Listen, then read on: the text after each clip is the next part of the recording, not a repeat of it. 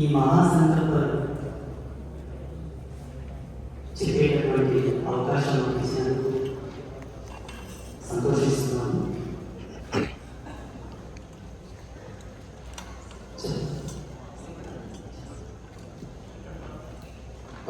భారతీయ సంత మహాపరిషత్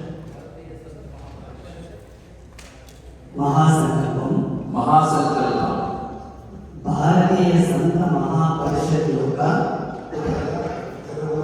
ఉభయ తెలుగు రాష్ట్రాల తెలుగు ప్రాంతపు ఆంతరంగిక సమావేశ శుభ సందర్భంలో భారతీయ సంస్కృతికి చెందిన సమాన మనస్కులైన పూజ్య గురువులందరం పూర్ణ మనస్సుతో చేస్తున్న మహాసంకల్పం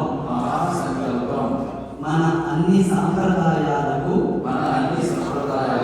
మూలమైన మనందరికీ మాతృ స్థానంలో ఉన్న భారతీయ సంస్కృతిని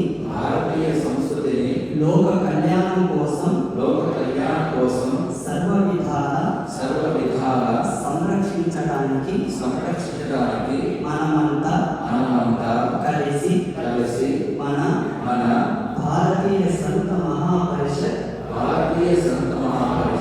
కూటమి వ్యవస్థలో సోదర భావంతో హృదయపూర్వకంగా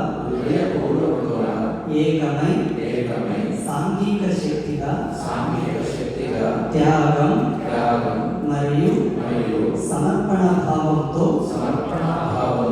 సదా కలిసి పనిచేస్తామని భారతీయ సంస్కృతి మహోన్నతి కోసం మన పవిత్ర జీవితాన్ని సంపూర్ణంగా అంకితం చేస్తామని ఈ సమావేశం ద్వారా దృఢ సంకల్పం చేస్తున్నాము. జగత్ కళ్యాణం కోసం మన భారతీయ సంస్కృతికి చెందిన ఋషి మునులను బోధించిన 5 సమాన సంస్కారాల రూపంలో ఉన్న ఏకరూప ఆచార సంహితను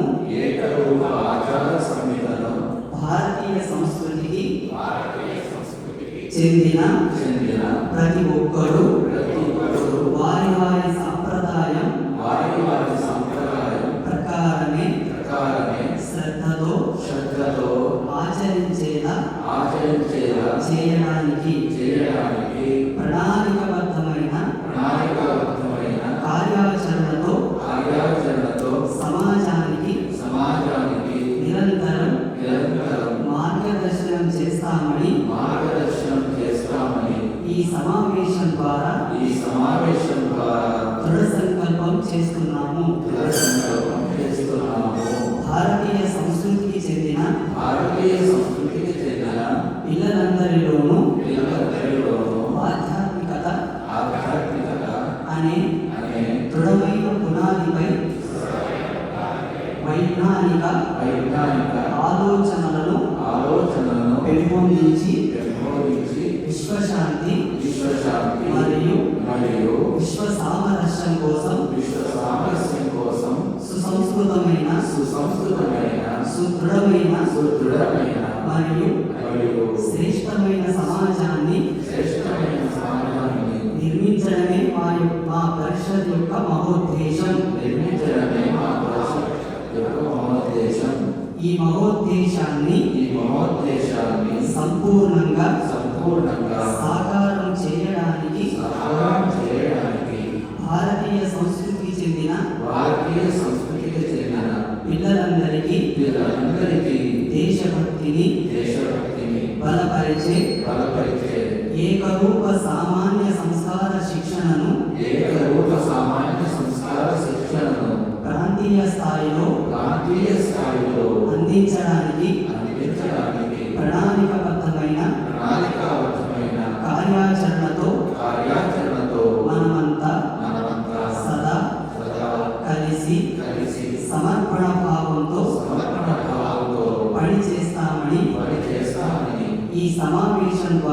ఈ సమావేశం ద్వారా దృఢ సంకల్పం చేస్తున్నాము. దృఢ సంకల్పం చేస్తున్నాము. ఓం తత్సత్.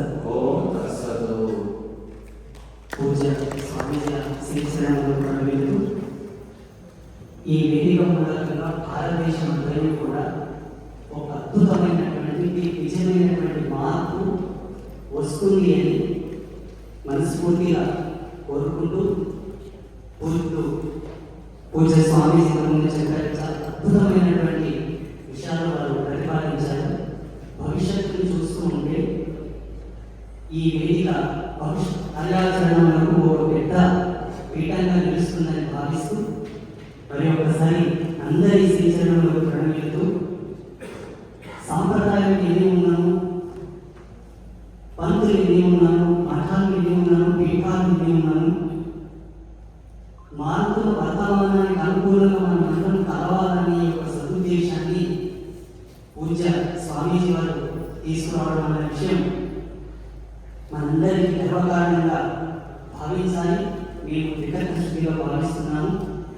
మానాటి ఇప్పుడిప్పుడే నవతరం వైపు అడుగుతున్నటువంటి స్వామీజీలను కూడా ఈ వేదికను భాగం పంచుకునేటటువంటి స్థితిని కల్పించినందుకు అందరికీ శిరసావరించి పాదాభివందనం చేస్తూ శ్రీమాత ఆశీస్సులు శుభం. ఎంతో అద్భుతంగా తమ యొక్క సందేశాన్ని వినిపించినటువంటి పరమ పూజలైన శ్రీ ఆదిత్య పరాశర స్వామి గారికి ధన్యవాదాలు తెలియజేసుకుంటూ దక్షిణాంత